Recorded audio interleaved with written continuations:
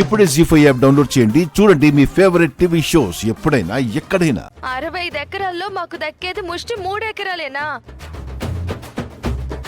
పైగా ఇంట్లో కూడా ఏదో మారుమూలు చూపించావు. ఇది అన్యాయం వదినా, అన్యాయం. పార్వతి, ఇంతకంటే న్యాయంగా ప్రపంచంలో ఎవ్వరూ పంచలేరు. నేను కాబట్టి నీ కోసం పంచాను. ఇది అన్యాయం వదినా, ఇది అన్యాయం. ఏయ్ పార్వతి, మొత్తం తనే తీసుకుంటుంది. ఏంటమ్మా, ఏంటి అలా ఉన్నావు? ఈ పెళ్లి నా చావుకొచ్చింది, ఎలా ఉంటాను? అది కాదమ్మా పార్వతి,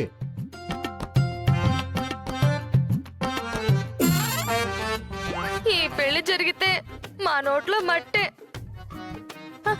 ఏవండి ఏవండి ఏవండి, ఈ పెళ్లి జరగకూడదండి. ఎలాగైనా సరే ఈ పెళ్లి చెడగొట్టేయండి. అది కాదండి. నోర్మై, చంపేస్తాను నోరెత్తావంటే. ఈ విషయం మా అన్నకి తెలిస్తే నిలువున చీరేస్తాడు. చెయ్. అయ్యో,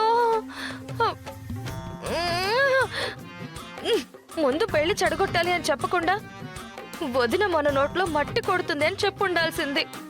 అయ్యో, ఈ పెళ్లిని ఎలా ఆపాలి? పెట్టు, ఏమైంది? మనకేం మిగిలేలా లేదురా. అయ్యో, ఏమైంది?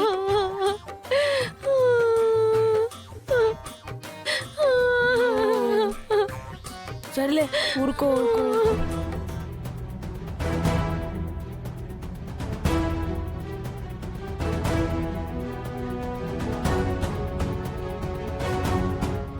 పద్మం, ఏంటా పేపర్లో? పచారీ సరుకులదా?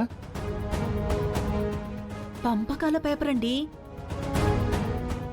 ఆస్తి మొత్తం వాటాలేసి తల్లి బిడ్డ న్యాయం కింద 61 ఎకరాలు మనకి, 3 ఎకరాలు పార్వతి వాళ్ళకొచ్చేలా పంచేశాను.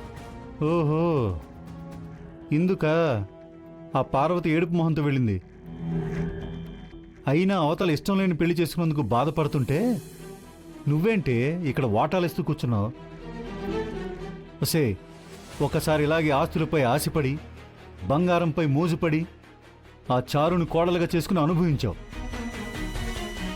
మన సీనుగడి జీవితాన్ని ఆగం చేశావు. అయినా బుద్ధి రాలేదు నీకు? బుద్ధొచ్చింది కాబట్టేనండి బయట సంబంధాల జోలికి వెళ్లకుండా రామలక్ష్మిని కోడల్ని చేసుకుంటున్నాను.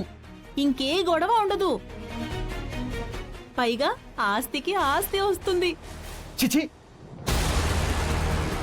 ఎంతసేపు ఆస్తి గురించి నీ ఆశ గురించేనా? కొడుకు గురించి, వాడి మనసు గురించి ఆలోచించవా? ఏమే, ఈ పెళ్లి జరిగితే వాడు ఆనందంగా ఉండలేడే. చూడు, ఈ పెళ్లి జరగడానికి వీల్లేదు. ఎలాగైనా సరే నేను నా కొడుకు కోసం ఈ పెళ్లి ఆపేస్తాను. ఎలా ఆపుతారో నేను చూస్తాను. ఈ పెళ్లి జరగదు. నేను జరగనిస్తాను. జరగదు. జరగనిస్తాను. చూద్దామా? చూద్దాం. చూద్దామే.